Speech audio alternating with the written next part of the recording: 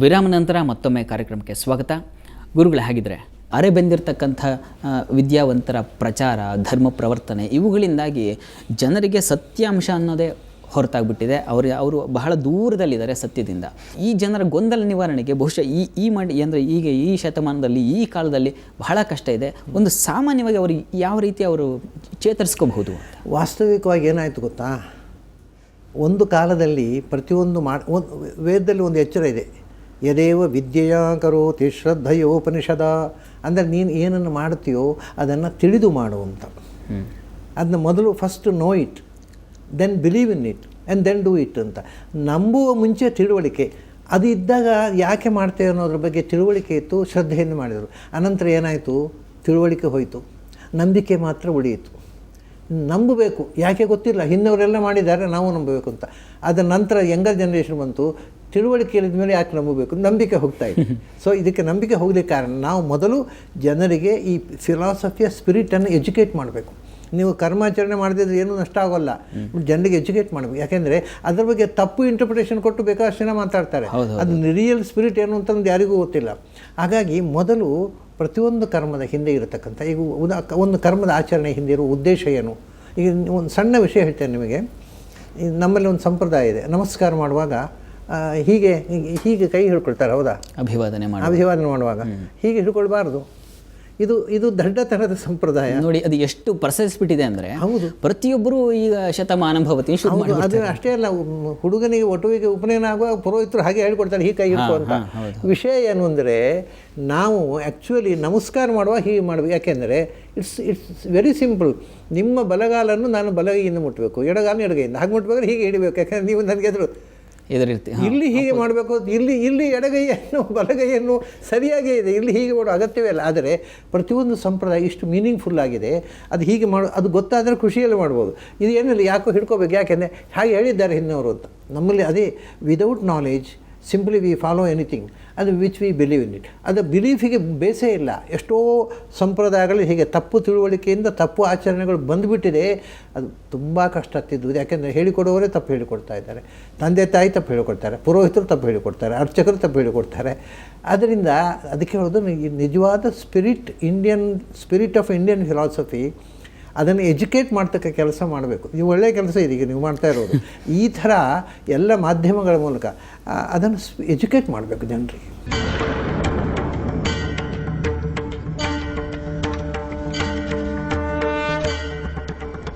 ಮಡಿ. ಸಾಮಾನ್ಯವಾಗಿ ಮಡಿ ಅಂದರೆ ಸ್ನಾನ ಮಾಡಿ ಒತ್ತೆ ಬಟ್ಟೆಯನ್ನುಟ್ಟುಕೊಂಡು ಬೇರೆ ಯಾರನ್ನು ಮುಟ್ಟಿಕೊಳ್ಳದೆ ದೈವವನ್ನು ಪೂಜಿಸುವುದು ಅಥವಾ ಯಾವುದೋ ಒಂದು ಆಚರಣೆಯನ್ನು ಮಾಡುವುದು ಅನ್ನುವಂಥ ಅರ್ಥ ನಮಗೆ ಗೊತ್ತಿದೆ. ಮುಟ್ಟಿದ ಮಾತ್ರಕ್ಕೆ ಮೈಲಿಗೆಯಾಗುತ್ತಾ? ವಾಸ್ತವವಾಗಿ ಮಡಿ ಅಂದರೆ ಏನು ಅನ್ನೋ ಅರ್ಥವೇ ನಮಗೆ ಗೊತ್ತಿಲ್ಲ.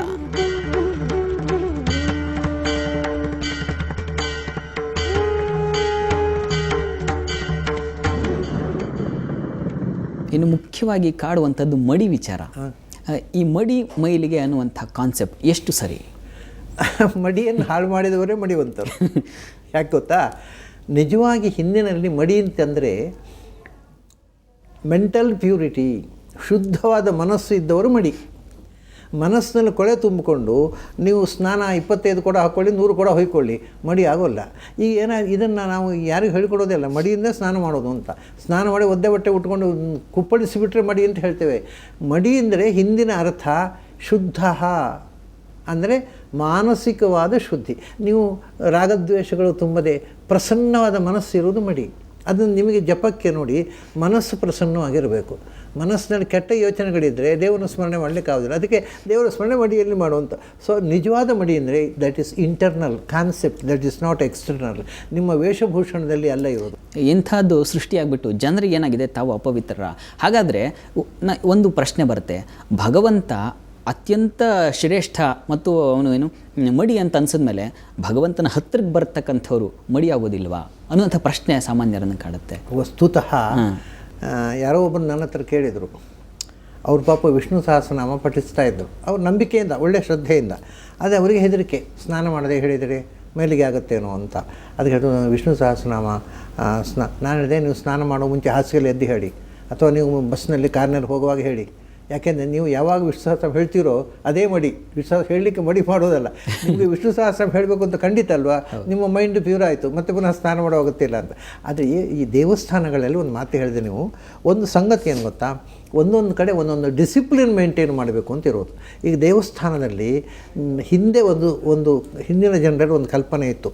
ಏನು ಅಂದರೆ ನಾವು ಅಂಗಿ ಹಾಕ್ಕೊಳ್ತೇವಲ್ಲ, ಅಂಗಿ ಮೇಲಿಗೆ ಅಂತಲ್ಲ. ಏಕೆಂದರೆ ಹಿಂದಿನ ಕಾಲದಲ್ಲೂ ಅಂಗಿ ಇತ್ತು, ಅರಮನೆಗಳಲ್ಲಿ ಇದ್ದು ಕಂಚುಕಿ ಅಂತ, ಕಂಚುಕಿಯಿಂದ ಅಂಗಿ ಹಾಕ್ಕೊಂಡವ್ರಲ್ಲೇ ಅರ್ಥ. ಆದರೆ ಈ ಬಟ್ಟೆಯನ್ನು ಕತ್ತರಿಸಿ ಹೊಲಿದ ಬಟ್ಟೆ ಉಂಟಲ್ಲ, ಅದನ್ನು ಮಡಿಗೆ ಉಪಯೋಗಿಸ್ತಿರ್ಲಿಲ್ಲ. ಅದು ಹೊಲಿದ್ರಿಂದ ಖಂಡ ವಸ್ತ್ರ ಅಂತ, ಅದು ತುಂಡಾಯಿತು ಅಂತ. ಹಾಗಾಗಿ ದೇವಸ್ಥಾನಗಳಲ್ಲಿ ಹೊಲಿದ ಬಟ್ಟೆಯನ್ನು ಉಟ್ಟುಕೊಂಡು ಪೂಜೆ ಮಾಡಬಾರ್ದು, ದೇವಸ್ಥಾನ ಅದೊಂದು ಡಿಸಿಪ್ಲಿನ್ ಅಷ್ಟೇ. ಅದರಲ್ಲಿ ಬೇರೆ ಏನೂ ಅಲ್ಲ, ಒಂದು ನಿಯಮ ಪಾಲಿಸಬೇಕಲ್ಲ. ನಾನು ಒಬ್ಬರಿಗೆ ಹೇಳಿದೆ, ನೀವು ದೇವಸ್ಥಾನಕ್ಕೆ ಬರುವಾಗ ಪ್ಯಾಂಟ್ ಹಾಕ್ಕೊಂಡು ಊಟಕ್ಕೆ ಬರಬೇಡಿ. ಅದು ಎಷ್ಟು ಅಸಹ್ಯ ಅಂದರೆ, ಹೋಟೆಲಿಗೆ ಹೋಗುವಾಗ ಪಟ್ಟೆ ಮುಡಿ ಉಟ್ಕೊಂಡು ಊಟಕ್ಕೆ ಹೋದಷ್ಟೇ ಅಸಹ್ಯ. ಸೊ ಹೋಟೆಲ್ನಲ್ಲಿ ಹೋಗುವಾಗ ಪ್ಯಾಂಟ್ ಹಾಕ್ಕೊಂಡು ಹೋಗಿ, ದೇವಸ್ಥಾನ ಬರುವಾಗ ಪ್ಯಾಂಟ್ ಕಳಿಸಿ ಬನ್ನಿ. ಯಾಕೆಂದರೆ ಒಂದೊಂದು ಕಡೆ ಒಂದೊಂದು ಡಿಸಿಪ್ಲಿನ್, ಅದರಲ್ಲಿ ಬೇರೆ ಏನೂ ಒಂದು ಶಾಸ್ತ್ರ ಆಧಾರ ಅಲ್ಲ. ಒಂದು ಕಡೆ ನಿಯಮವನ್ನು ನಾವು ಪಾಲಿಸಬೇಕಾಗತ್ತೆ, ಒಂದು ಡಿಸಿಪ್ಲಿನ್ ಬೇಕಾಗತ್ತೆ ಅಷ್ಟೇ. ಈ ಮಡಿ ವಿಚಾರಕ್ಕೆ ಬಂದಾಗ ಸಾಮಾನ್ಯವಾಗಿ ಇಶ್ಯೂ ಆಗ್ತಕ್ಕಂಥದ್ದು ಉಡುಪಿಯ ಕೃಷ್ಣ ಮಠ ಬಗ್ಗೆ. ನೀವು ಆ ಭಾಗದ ಬಹು ಪ್ರಾಜ್ಞರು ಮತ್ತು ಹಿಡಿತಾ ಇರ್ತಕ್ಕಂಥವ್ರು ನಾವು ಮಾತು ಕೇಳ್ತೀನಿ, ಕೃಷ್ಣ ಅಷ್ಟು ಮಡಿಯನ್ನು ಬಯಸ್ತಾನ? ಇದರ ಬಗ್ಗೆ ಒಂದು ವಿವರಣೆ ಕೊಡುವ ಮುಂಚೆ ಒಂದು ದಾಸರ ಹಾಡನ್ನು ನೆನಪಿಸ್ತಾ ಇದ್ದೇನೆ ನಾನು. ಒಬ್ಬರು ದಾಸರು, ಚೆನ್ನಾಗಿದೆ, ಅವನು 3 ತಿರುಪತಿ, ಉಡುಪಿ ಮತ್ತು ಪಂಡ್ರಾಪುರ, ಈ 3 ಕಡೆ ಅವರು ಹೇಳ್ತಾರೆ, ತಿರುಪತಿಯ ಶ್ರೀನಿವಾಸ ಶ್ರೀಮಂತರ ದೇವರು, ಉಡುಪಿಯ ಕೃಷ್ಣ ಮಡಿವಂತರ ದೇವರು, ಪಂಡ್ರಾಪುರದ ವಿಠಲ ಬಡವರ ಮೈಲಿಗೆ ದೇವರು ಅಂತ. ಅದು ಯಾರು ಮುಟ್ಟಬಹುದು ನೋಡಿ, ಅದು ತುಂಬ ಚೆನ್ನಾಗಿ ಬರೆದಿದ್ದಾರೆ. ಈ ಮಡಿವಂತಿಗೆ ಅಂದರೆ ಒಂದು ಸಂಗತಿ ಏನು ಗೊತ್ತುಂಟಾ, ನಾನಾಗ ಮಡಿ ಅನ್ನೋದು ಮೆಂಟಲ್ ಅಂತ ಹೇಳಿದೆ ಅಲ್ವಾ, ಅದಕ್ಕೊಂದು ಹೊರಗಿನ ಆಸ್ಪೆಕ್ಟ್ ಇದೆ. ಏನು ಅಂದರೆ, ನನ್ನ ಮನಸ್ಸು ಇಂಪ್ಯೂರ್ ಆಗಬೇಕಾಗಿದ್ದರೆ ನೀವು ಕೆಟ್ಟ ಯೋಚನೆ ಮಾಡ್ಕೊಂಡು ನನ್ನ ಹತ್ರ ನಿಂತರೆ ನನ್ನ ಮೈಂಡಿಗೆ ರಿಫೆಕ್ಟ್ ಆಗುತ್ತೆ. ಯಾಕೆಂದರೆ ನನ್ನ ದೇಹದ ಆರ ಉಂಟಲ್ಲ, ಫಿಸಿಕಲ್ ಆರ, ಅದು 12 ಇಂಚ್ ಹೊರಗಿನ ತನಕ ಇದೆ. ನಿಮ್ಮ ದೇಹದ್ದು 12 ಇಂಚ್. ಸೊ 24 ಇಂಚು ದೂರದಲ್ಲಿ ನೀವು ಮನಸ್ಸಲ್ಲಿ ಏನಾದ್ರು ಕೆಟ್ಟದ್ದನ್ನು ಯೋಚಿಸಿದರೆ ನನ್ನ ಮೈಂಡ್ ಮೇಲೆ ಡಿಫೆಕ್ಟ್ ಆಗುತ್ತೆ. ಸೊ ಅದರಿಂದ ಒಬ್ಬರಿಂದ ಒಬ್ಬರು ಡಿಸ್ಟೆನ್ಸನ್ನು ಮೇಂಟೈನ್ ಮಾಡಿದರೆ ಮೆಡಿಟೇಷನ್ಗೆ ಒಳ್ಳೆಯದು. ಇದು ಮಡಿಯ ಇನ್ನೊಂದು ಕಾನ್ಸೆಪ್ಟು. ಅದರಿಂದ ಕೃಷ್ಣ ಟೆಂಪಲ್ನಲ್ಲಿ ಅವರು ಏನು ಅಂದರೆ, ಆ ಡಿಸ್ಟೆನ್ಸನ್ನು ಕೀಪ್ ಮಾಡಿ ಒಬ್ಬರನ್ನೊಬ್ಬರು ಮುಟ್ಟಿ ಮಾಡಿದರೆ ಅದರಿಂದ ಮೈಂಡ್ ಇಂಪ್ಯೂರ್ ಆಗುತ್ತೆ. ಸೊ ಮೆಂಟಲ್ಲೇ ಅದನ್ನು ನೀವು ಕೆಟ್ಟ ಯೋಚನೆ ಮಾಡೋನು ಒಬ್ಬ ಹತ್ತಿರದಲ್ಲಿ ನಿಂತರೆ ನಿಮಗೆ ಮೆಡಿಟೇಷನ್ ಮಾಡಲಿಕ್ಕೆ ಆಗೋದಿಲ್ಲ.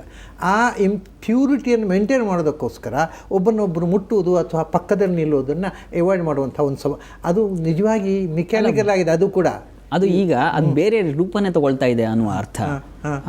ಏನು ಈ ನೀವು ಹೇಳಿದಂಥ ಏನು ಸಮಂಜಸವಾದ ಉತ್ತರ ಇದೆ, ಅದು ಅಲ್ಲಿ ಜನರ ಪ್ರಶ್ನೆ ಏನು ಅಂತಂದರೆ, ಕನಕದಾಸನಿಗೆ ಕೃಷ್ಣ ತೀರ್ದ, ಅಂಥ ಕೃಷ್ಣ ನಮಗೆ ದರ್ಶನ ಕೊಡಲ್ವಾ ಅನ್ನುವಂಥ ಒಂದು ಪ್ರಶ್ನೆ. ಅಲ್ಲಿ ಒಂದೇನು ಅಂದರೆ, ಕೃಷ್ಣನ ದರ್ಶನಕ್ಕೆ ಯಾವ ಜಾತಿಯನ್ನೂ ತಡೆಯೋದಿಲ್ಲ. ಅಲ್ಲಿ ಯಾವತ್ತೂ ಕನಕದಾಸರ ಕಾಲದಲ್ಲೂ ಇರಲಿಲ್ಲ. ಆ ಕನಕದಾಸರಿಗೋಸ್ಕರ ಕೃಷ್ಣ ತಿರುಗಿದ ಅಂತ ಕಥೆ ಹೇಳ್ತಾರಲ್ಲ, ಕೃಷ್ಣ ಪಾಪ ಅವನಿದ್ದಲ್ಲೇ ಇದ್ದಾನೆ, ಅವನು ಪ್ರತಿಷ್ಠೆ ಮಾಡಿದ್ದೇ ಪಶ್ಚಿಮಾಮುಖವಾಗಿ. ಕನಕದಾಸರು ಏನಾಯಿತು ಗೊತ್ತಾ, ಕನಕದಾಸರು ಈಗ ಕನಕದಾಸರ ಗುಡಿ ಇದೆ ಅಲ್ಲಿ ಉಡುಪಿಯಲ್ಲಿ. ವಾಸ್ತವಿಕವಾಗಿ ಅಲ್ಲಿ ಕನಕದಾಸರು ಗುಡಿಯಿಂದ ಒಂದು ಪಂಜರದೊಳಗೆ ಕನಕದಾಸರ ಪ್ರತಿಮೆ ಇಟ್ಟಿದ್ದಾರೆ. ಮುಂಚೆ ಕನಕದಾಸರು ವಾಸ್ತವ್ಯವಾಗಿದ್ದ ಮನೆಯೇ ಇತ್ತಲ್ಲಿ. ಅವರ ಕಾಲ ಜೋಪಡಿ ಇತ್ತು, ನಾನು ಚಿಕ್ಕವನಿದ್ದಾನೆ, ಅದು ಕನಕದಾಸರ ಗುಡಿ ಅಂತಲೇ ಹೇಳ್ತಿದ್ದೆವು ನಾವು. ಅದು ಕೃಷ್ಣನ ಎದುರುಗಡೆ ಅವರು ವಾಸವಾಗಿದ್ದರು. ಈಗ ನಾವು ಕನಕದಾಸನ ಕಿಟಕಿ ಅಂತ ಹೇಳ್ತೇವಲ್ಲ, ಅದು ಇರಲಿಲ್ಲ. ಹಾಗಾಗಿ ಕೃಷ್ಣ ಒಳಗಿದ್ದರೂ ಕೂಡ ಕನಕದಾಸರಿಗೆ ಕಾಣುವ ಹಾಗಿಲ್ಲ. ಸೊ ಇವರು ಭಜನೆ ಮಾಡ್ತಾ ಇದ್ದಾಗ ಒಂದು ದಿವಸ ಒಂದು ಸಣ್ಣ ಅರ್ಥಕ್ವೇಕಾಗಿ ಆ ಕನಕದಾಸರ ಎದುರಿನಲ್ಲಿ ಗೋಡೆ ಬಿರುಕು ಬಿಟ್ಟಿತ್ತು, ಅದರಲ್ಲಿ ಕೃಷ್ಣ ಕಾಣಿಸಿದ. ಸೊ ಕನಕದಾಸರಿಗೆ ಕೃಷ್ಣ ದರ್ಶನ ಕೊಟ್ಟದ್ದು ಹೀಗೆ ಹೊರತು ಅವನು ಎಲ್ಲಿಯೋ ಇದ್ದವನು ಹಾರಿ ಎಲ್ಲಿಗೋ ಬಂದು ಹಾಗಿದ್ರೆ ಅದು ತಿರುಗಿದ್ದಲ್ಲ ಅನ್ನುವಂಥದ್ದು. ತಿರುಗಲಿಕ್ಕೆ ಸಾಧ್ಯವೇ ಇಲ್ಲ. ನೀವು ಅಲ್ಲಿ ಹೋಗಿ ದೇವಸ್ಥಾನದ ಇದನ್ನು ನೋಡಿದರೆ ಅವ್ರು ಈಗ ಹೇಳೋದು ಕೃಷ್ಣ ಪೂರ್ವಾಭಿಮುಖವಾಗಿದ್ದ ಅಂತ. ಪೂರ್ವಾಭಿಮುಖವಾಗಿದ್ದದಕ್ಕೆ ಅಲ್ಲಿ ಒಳಗೆ ಹೋಗುವಾಗ ಒಂದು ಬಾಗಿಲಿದೆ, ಅಲ್ಲಿ ಕೃಷ್ಣನ ಬಾಗಿಲಿದು ಅಂತ ಹೇಳ್ತಾರೆ. ಅದು ಈಗಿನ ಕೋಣೆ, ಆಚೆಯ ಕೋಣೆ. ಹಾಗಾದರೆ ಕನಕದಾಸರಿಗೆ ಕೃಷ್ಣ ದರ್ಶನ ಕೊಡಬೇಕಾಗಿದ್ದರೆ ಆಚೆಯ ಕೋಣೆಯಿಂದ ಈಚೆಯ ಕೋಣೆಗೆ ಹಾರಿ ಆಮೇಲೆ ತಿರುಗಿ ಎಷ್ಟು ಕಷ್ಟವಾಪ ಕೃಷ್ಣನಿಗೆ. ಅದು ಇದೆಲ್ಲ ಕಲ್ಪನೆ ಇಲ್ಲದ ಜನರನ್ನು ನಮ್ಮ ಕೃಷ್ಣ ತಿರುಗಬೇಕಾಗಿಲ್ಲ. ಕೃಷ್ಣನು ಕನಕದಾಸರು ಭಕ್ತರಲ್ಲಿ ದೊಡ್ಡ ಭಕ್ತ ಅವರು.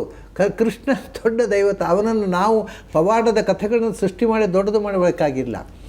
ಅದು ಮತ್ತೆ ಯಾವತ್ತೂ ಕೂಡ ಕನಕದಾಸರ ಕಾಲದಲ್ಲಿಯೂ ಇರಲಿಲ್ಲ ಒಂದು ಕಥೆ. ಅದು ಸಿನಿಮಾದಿಂದ ಬಂದ ಕಥೆ. ಕನಕದಾಸರನ್ನು ಒಳಗೆ ಬಿಡಲಿಲ್ಲ ಅಂತ, ಇಡೀ ರೂಪವನ್ನು ಬದಲಿಸುತ್ತೆ ಹಾಗೆ. ಕನಕದಾಸರನ್ನು ಒಳಗೆ ಬಿಡಲಿಲ್ಲ ಅಂತ. ಕನಕದಾಸರು ವಾದರಾಜರು ಅತ್ಯಂತ ಅನ್ಯೋನ್ಯವಾಗಿದ್ದರು. ಅವರನ್ನು ಒಳಗೆ ಬಿಡದಿರುವ ಪ್ರಶ್ನೆಯೇ ಇಲ್ಲ. ಇವತ್ತಿಗೂ ಯಾವ ಜಾತಿಯನ್ನು ತಡೆಯೋಲ್ಲ. ಕೃಷ್ಣ ಮಠದಲ್ಲಿ ಅಲ್ಲಿ ಜಾತಿಯ ಪ್ರಶ್ನೆ ಇಲ್ಲ. ಕೃಷ್ಣ ದರ್ಶನಕ್ಕೆ ಎಲ್ಲ ಜಾತಿಯವ್ರನ್ನೂ ಎಲ್ಲವೂ ಮಾಡ್ತಾರೆ. ಬರೀ ಬ್ರಾಹ್ಮಣರು ಮಾತ್ರ ಹೋಗೋದಲ್ಲ. ಕನಕದಾಸರ ಕಾಲದಲ್ಲೆಲ್ಲ ಇವತ್ತಿಗೂ ಕೂಡ ಜಾತಿ ಕೇಳುವುದೇ ಇಲ್ಲ ಅಲ್ಲಿ. ನೀವು ಜಾತಿ ಯಾವುದೇ ಇರ್ಬೋದು, ಅಥವಾ ನೀವು ವಿದೇಶಿಯರು ಇರ್ಬೋದು. ಈ ಕೆಲವು ದೇವಸ್ಥಾನಗಳಲ್ಲಿ ವಿದೇಶಿಯರಿಗೆ, ನೀವು ಕೇರಳದ ಕೆಲವು ದೇವಸ್ಥಾನಗಳಿಗೆ ಕ್ರೈಸ್ತರ ಒಳಗೆ ಬಿಡೋರು. ಈ ವಿದೇಶಿಯರು ಬರ್ತಾರೆ. ಅಲ್ಲಿ ಒಬ್ಬಳು ರಷ್ಯನ್ ವಾಸ ಮಾಡಿಕೊಂಡಿದ್ದಾಳೆ ಉಡುಪಿಯಲ್ಲಿ. ಹಿಂದೆ ಒಬ್ಬಳು ಗಲ್ಫ್ ಕಂಟ್ರಿ ಒಬ್ಬಳು ಮುಸ್ಲಿಮ್ ಇದ್ಲು. ಅವಳಿಗೇನು ಅಂದರೆ ಕೃಷ್ಣನ ಪೂಜೆ ನೋಡಬೇಕು ಅಂತ ಹುಚ್ಚು. ಉಡುಪಿಯಲ್ಲಿ ವಾಸ್ತವ ಮಾಡಿ ದಿನ ಪೂಜೆ ನೋಡಲಿಕ್ಕೆ ಬರ್ತಿದ್ಲು. ಈಗ ಒಬ್ಬಳು ರಷ್ಯನ್ ಇದ್ದಾಳಲ್ಲಿ. ಯಾರೂ ಬಂದು ಪೂಜೆ ನೋಡ್ಲಿಕ್ಕೆ ಬಿಡ್ತಾರೆ. ಅಲ್ಲಿ ಆ ನಿರ್ಬಂಧವೇ ಇಲ್ಲ. ಅಲ್ಲ, ಹಾಗಿದ್ರೆ ವಾಸ್ತವವಾಗಿ ಕೃಷ್ಣಮೂರ್ತಿ ಪ್ರತಿಷ್ಠಾಪಿಸಿದ್ದೇ ಪಶ್ಚಿಮಾಭಿಮುಖವಾಗಿ. ಹೌದು ಹೌದು.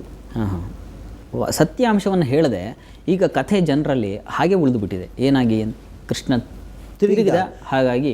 ಅಲ್ಲ, ಇದು ಏನು ಗೊತ್ತಾ, ಯಾರೋ ಒಬ್ಬರು ಆ ಕಥೆಯನ್ನು ಸೃಷ್ಟಿ ಮಾಡಿದರು. ಯಾವಾಗ ಯಾರು ಸೃಷ್ಟಿ ಮಾಡಿದ್ರು ಗೊತ್ತಿಲ್ಲ. ಆ ಕಥೆ ಸೃಷ್ಟಿ ಮಾಡಿದ ಮೇಲೆ ರೋಚಕ ಆಯಿತು. ಈ ಎಲ್ಲ ಬಂದವರಿಗೆ ಆ ಕಥೆ ಹೇಳ್ತಾರೆ ಅಲ್ಲಿ. ಹಾಗಾಗಿ ಜನ ನಂಬಿದರು. ಇದು 100 ಸರ್ತಿ ಸುಳ್ಳು ಹೇಳಿದರೆ ಸುಳ್ಳು ಸತ್ಯ ಆಗುತ್ತೆ ಅನ್ನೋ ಹಾಗಾಗಿದೆ. ಅದರ ನಂತರ ಅದರ ದಾಖಲೆ ಸಮೇತ ನಾನು ಲೇಖನ ಬರೆದಿದ್ದೇನೆ. ಅಲ್ಲಿ ಇಡೀ ವಾಸ್ತು ಸ್ಕೆಚ್ಚು ತುಂಬ ಜನಕ್ಕೆ ಈಗ ಗೊತ್ತಿದೆ. ಅಷ್ಟೇ ಅಲ್ಲ, 16ನೇ ಶತಮಾನದಲ್ಲಿ ಇದ್ದವರು ಕನಕದಾಸರು. 16ನೇ ಶತಮಾನದಲ್ಲಿ ಒಬ್ಬರು ಸರೋತ್ತಮ ತೀರ್ಥರು ಅಂತ ಸ್ವಾಮಿಗಳಿದ್ದರು ಉಡುಪಿಯಲ್ಲಿ. ಅವರು ಒಂದು ಗ್ರಂಥದಲ್ಲಿ ಬರೀತಾರೆ, ದೇವರನ್ನು, ಅದು ಅವ್ರ ಶಾಸ್ತ್ರ ಗ್ರಂಥದ ವ್ಯಾಖ್ಯಾನ ಬರೀತಾ, ದೇವರನ್ನು ಯಾವ ಮುಖವಾಗಿ ಪ್ರತಿಷ್ಠೆ ಮಾಡಬೇಕು ಅಂತ. ದೇವಸ್ಥಾನದಲ್ಲಿ ಯಾವ ಮುಖವಾಗಿ, ಸಾಮಾನ್ಯ ಹೆಚ್ಚಿನ ದೇವಸ್ಥಾನಗಳು ಪೂರ್ವಾಭಿಮುಖವಾಗಿರೋದು.